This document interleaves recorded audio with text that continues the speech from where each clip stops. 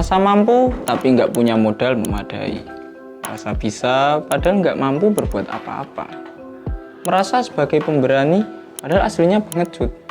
Dan terakhir, merasa pintar tapi ilmu pengetahuannya dangkal. Semua sikap konyol tadi diwakili dan disimbolisasi oleh seorang tokoh fiksi, namanya Don Quixote. Inilah Limpedia.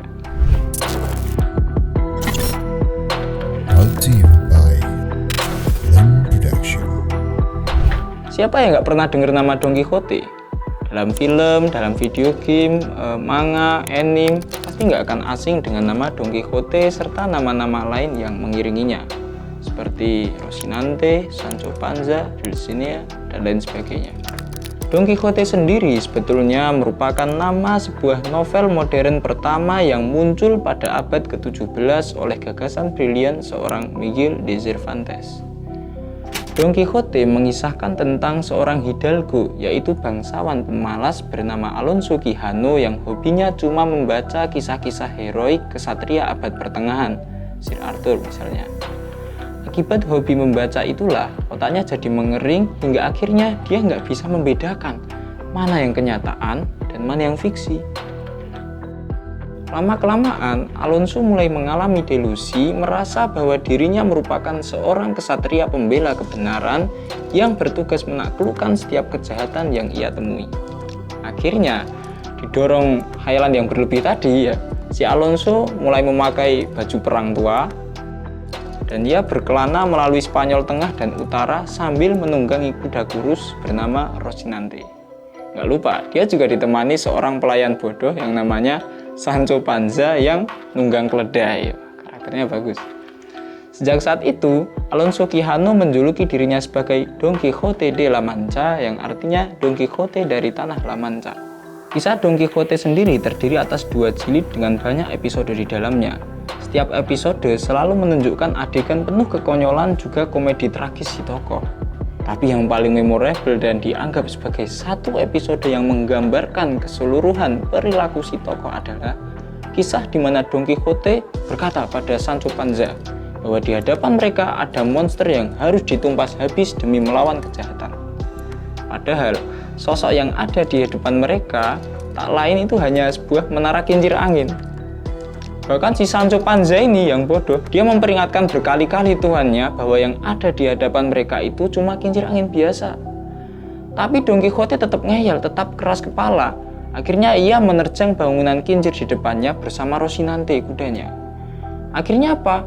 Tombaknya malah nyangkut di salah satu baling-baling sampai akhirnya ia terlempar dan jatuh babak belur. Apakah Don Quixote menyerah? Enggak. Dia malah berdiri gagah dan makin yakin akan misinya untuk mengalahkan monster tadi demi gadis yang dia cintai, Dulcinea. Dan lagi-lagi, sosok Dulcinea pun hanya rekaan dalam kepalanya saja. Gokil pokoknya.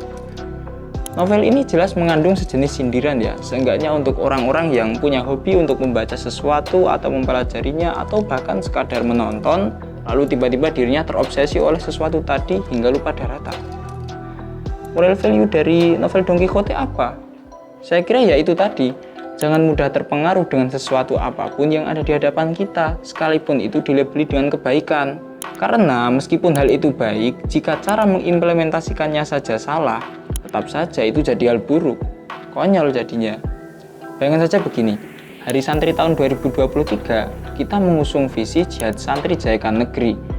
Andaikan saja ada seorang santri yang punya otak kering seperti Alonso Quijano alias si Don Quixote ini, barang tentu santri model Don Quixote ini akan memaknai jihad ke dalam bentuk perbuatan-perbuatan destruktif belaka. Ia akan memahami jihad sebatas aktivitas berperang demi menegakkan agama Allah. Ya kalau dia memang hidup di masa perang.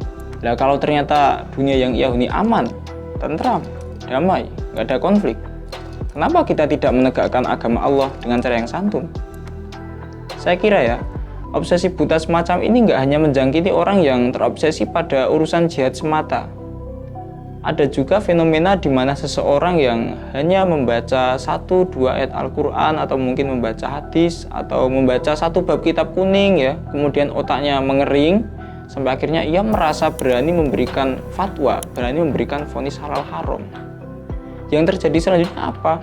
Bukannya ia menenteramkan umat, tapi ia malah meresahkan.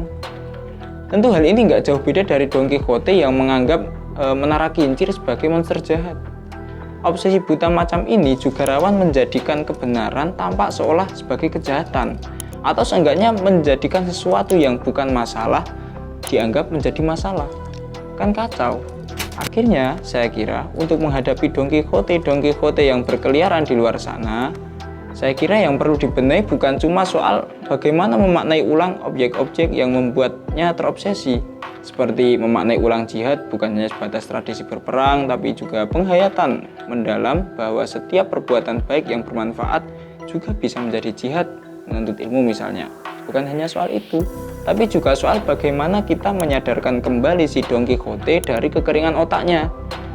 Caranya bagaimana? Ya entah dengan pendekatan yang bersahabat, nasihat yang bijak, atau tindakan-tindakan bijaksana lainnya. Maksudnya kita nggak hanya menuding atau mencemooh si Don Quixote tadi yang akhirnya malah cuma memprovokasi dia untuk bertindak lebih jauh. Dan yang lebih menarik lagi adalah bahwa indikasi keberadaan Don Quixote ini ternyata nggak hanya sebatas pada literatur fiksi saja, tapi juga bisa kita temukan dalam literatur kitab kuning seperti kitab Ta'limul Muta'alim misalnya.